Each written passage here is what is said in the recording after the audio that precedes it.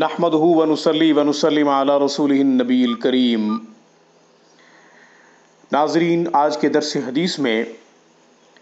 مسلمانوں کے اوپر بہتان باندھنے کا عذاب اور اس کی وعید ذکر کر رہے ہیں۔ حضرت علی رضی اللہ تعالیٰ عنہ سے روایت ہے، وہ فرماتے ہیں کہ جو شخص کسی کو فقر و فاقہ، غربت کی وجہ سے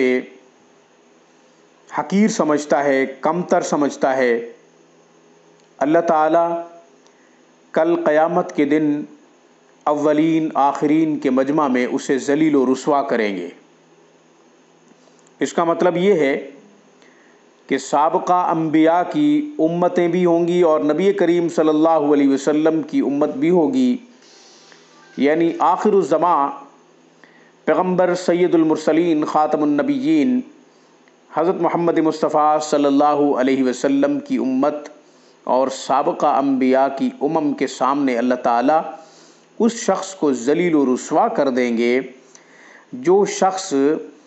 کسی کو اس کی غربت کی وجہ سے، اس کے فقر و فاقہ کی وجہ سے، اس کی تنگ دستی کی وجہ سے حقیر سمجھتا ہے، کمتر سمجھتا ہے، اپنے آپ سے گھٹیا سمجھتا ہے، اللہ اس کو رسوا کریں گے۔ 100 بار استغفار، اللہ تعالیٰ معاف فرمائے۔ کسی کو حقیر نہیں سمجھنا چاہیے۔ علماء نے اپنی کتب میں لکھا ہے کہ کافر کو بھی حقیر نہ سمجھو، اس لیے کہ کچھ پتہ نہیں کافر موت کے قریب ایمان لائے اور وہ جنت میں چلا جائے۔ حقیر سمجھنے والا اپنی اس حقارت کی وجہ سے کہ اس نے کسی کو حقیر سمجھا،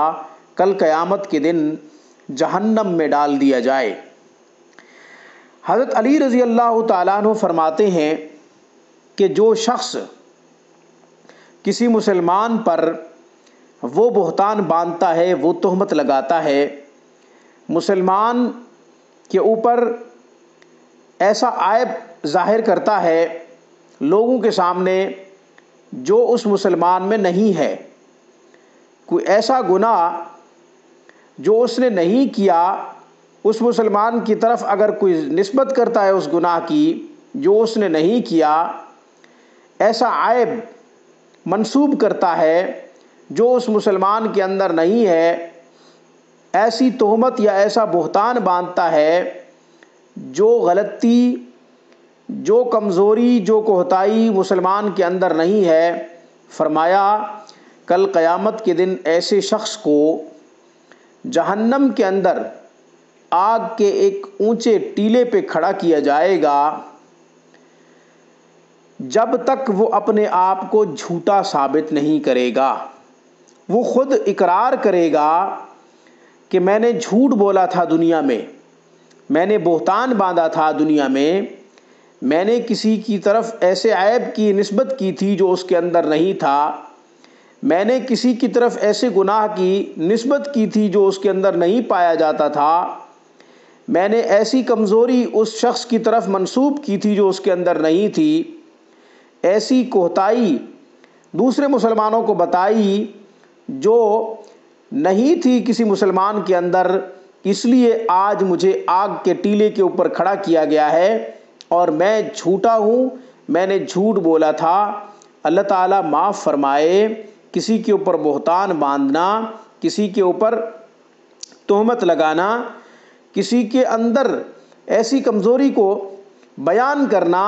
جو اس کے اندر موجود نہ ہو، عظیم گناہ ہے۔ اللہ تعالیٰ ہمیں اس طرح کی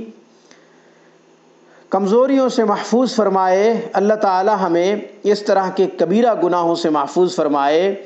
ہم نہ تو کسی کو فقر و فاقہ کی وجہ سے ذلیل و رسوا کریں اور نہ کسی کی حرمت کے اوپر کیچڑ اچھالیں۔ اللہ تعالیٰ کو مسلمان کی عزت عظمت بہت عزیز ہے، اس لیے اللہ تعالیٰ نے قرآن کریم میں ارشاد فرمایا وَلَقَدْ كَرَّمْنَا بَنِي آدم، وَلَقَدْ كَرَّمْنَا بَنِي آدم، بلا شبہ ہم نے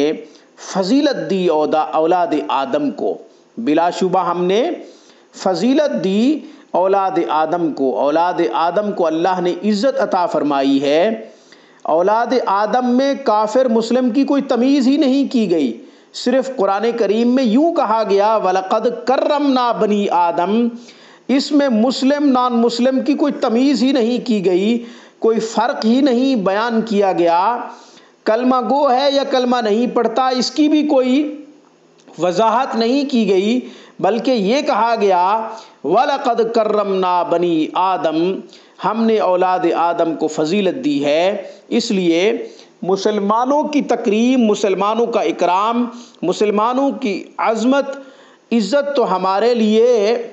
بہت ضروری ہے، مگر کافر پر بھی کیچڑ اچھالنے کی ہمارا مذہب اجازت نہیں دیتا، کافر پر بھی تہمت لگانے کی ہمارا مذہب جو ہے اجازت نہیں دیتا، کافر کو بھی رسوا کرنے کی ہمارا مذہب اجازت نہیں دیتا۔ اللہ تعالی ہمیں اپنے اسلام، اپنے پیارے مذہب کو سمجھنے کی توفیق عطا فرمائے اور اس پر عمل کرنے کی توفیق عطا فرمائے۔ انشاءاللہ نیکسٹ ویڈیو میں ایک سبق آموز حدیث کے ساتھ دوبارہ حاضر ہوں گے۔ اقول قولی ھذا واستغفر اللہ وآخر دعوانا ان الحمد للہ رب العالمین۔